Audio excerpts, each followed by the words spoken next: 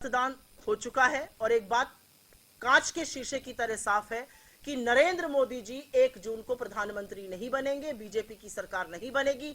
हम लोग नहीं जा रहे ना।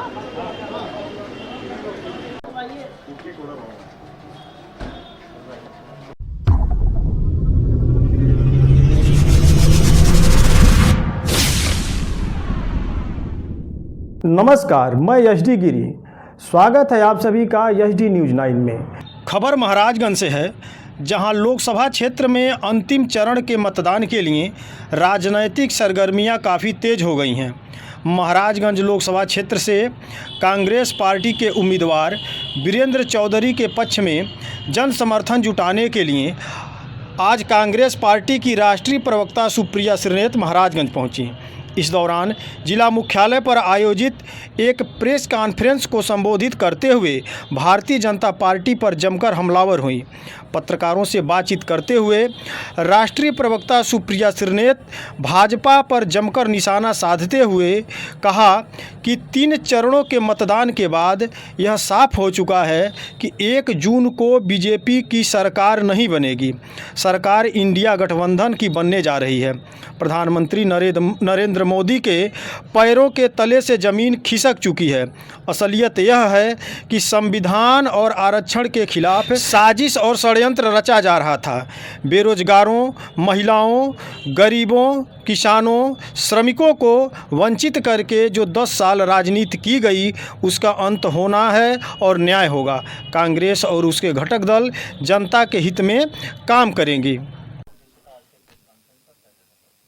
3 चरण का मतदान हो चुका है और एक बात कांच के शीशे की तरह साफ है कि नरेंद्र मोदी जी 1 जून को प्रधानमंत्री नहीं बनेंगे, बीजेपी की सरकार नहीं बनेगी, सरकार इंडिया गठबंधन की बनने जा रही है।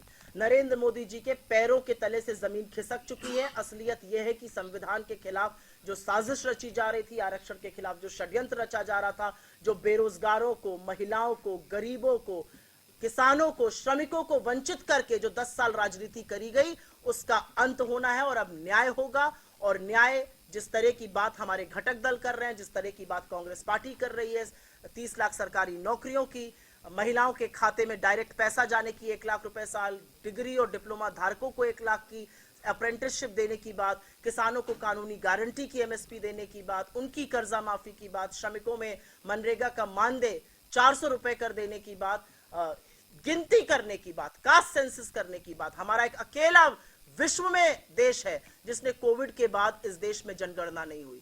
इधर उधर की झूठी बातें, इधर उधर का रागलाप करके जनता मोदी जी से चंगा चुकी है और मोदी जी भी जानते हैं कि तीसरे चरण के मतदान के बाद झोला उठाने का वक्त आ गया है। आज यहां पर हमारे प्रत्याशी वीरेंद्र चौधरी जी के लिए समर्थन में, उनके लिए वोट मांगने के लिए हम सब एकत्रित हुए हैं। वो फरेंदा से कांग्रेस के विधायक हैं, यहां पर मजबूती से चुनाव लड़ रहे हैं, पढ़े लिखे व्यक्ति हैं, जुझारू हैं, संघर्षशील हैं और हम सब घटक दल के साथ ही यहां पर बैठकर एक मन से, एक मुश्त पूरी ईमानदारी से उनके प्रचार की बात करते हैं, उनके लिए वोट और आपका सहयोग मांगते हैं। अरविंद केजरीवाल के बाहर आने से क्या लगता है इंडिया गठबंधन को मजबूती मिलेगी? क्यों नहीं मिलेगी? मुझे लगता है इंडिया गठबंधन को मजबूती मिलेगी। इस देश में जो संविधान में जो लोग आस्था रखते हैं उनको मजबूती मिलेगी। आप सोच सकते हैं कि लोकतंत्र में, भारत जैसे लोकतंत्र में 2-2 मुख्यमंत्रियों को जेल में डालकर चुनाव लड़ा जा रहा है। ये कौन से तरीके हैं? आप सोच सकते हैं कि चुनाव के जस्ट पहले सबसे प्रमुख विपक्षी दल के खाते सीज कर दिए जाते हैं। आप ये सोच सकते हैं कि मुख्य धारा के मीडिया को पूरी तरह से ब्लैकआउट कर देने के निर्देश दिए जाते हैं। ये अलग बात है कि मीडिया अब आपकी बात सुनने को तैयार नहीं, क्योंकि अब आवागमन की बेला है तो मीडिया भी थोड़े अपने तेवर दिखा रहा है। नरेंद्र मोदी जी ने अडानी और अंबानी का इतना बड़ा नाम लिया, भ्रष्टाचार का इतना बड़ा आरोप लगाया, कहा बोरों में भर भर के, टेम्पो में लाद लाद कर काला धन बांट रहे हैं, लेकिन आप जैसा प्रबुद्ध वर्ग उनकी बात पे कुछ कर ही नहीं रहा है। टीवी डिबेट ही नहीं हो रहा है, ईडी सीबीआई उनकी बात नहीं सुन रहा है, क्योंकि अब आने जाने की बेला है तो जाते हुए प्रधानमंत्री की बात अधिकतर सुनी नहीं जाती है। 400 पार की बात कर रहे हैं, वो कहते हैं सारे भ्रष्टाचारी एक मंच पे आ गए। प्रधानमंत्री 400 की बात कर नहीं रहे हैं, कर रहे थे।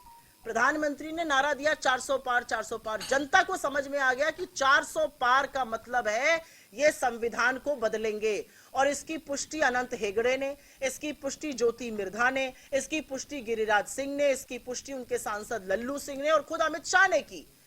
असलियत यह है कि जो षड्यंत्र रचा जा रहा था संविधान को बदलने का, वो जनता के सामने पर्दाफाश हो गया और जनता को समझ में आ गया कि ये संविधान बदलेंगे, ये बाबा साहब ने जो हक दिया है, जो दलितों, वंचितों, शोषितों, आदिवासियों, पिछड़ों को आरक्षण का हक है, ये उसको समाप्त करेंगे। तो अब नरेंद्र मोदी जी अपने किसी भी मंच से 400 पार की बात नहीं करते हैं। अब आप जैसे प्रबुद्ध पत्रकारों के साथ बैठकर वो समझाते हैं कि 400 तो मेरे अभी ही हैं, वाईएसआरसीपी से, बीजेडी से, जिनके खिलाफ वो चुनाव लड़ रहे हैं। ये बहकी बहकी बातें नरेंद्र मोदी जी ऐसे ही नहीं कर रहे हैं, हार का बड़ा गहरा सदमा लगा है। यदि आपको हमारा वीडियो पसंद आया हो तो आप हमारे फेसबुक पेज को फॉलो करें तथा यूट्यूब चैनल को लाइक, कमेंट, शेयर और सब्सक्राइब जरूर करें।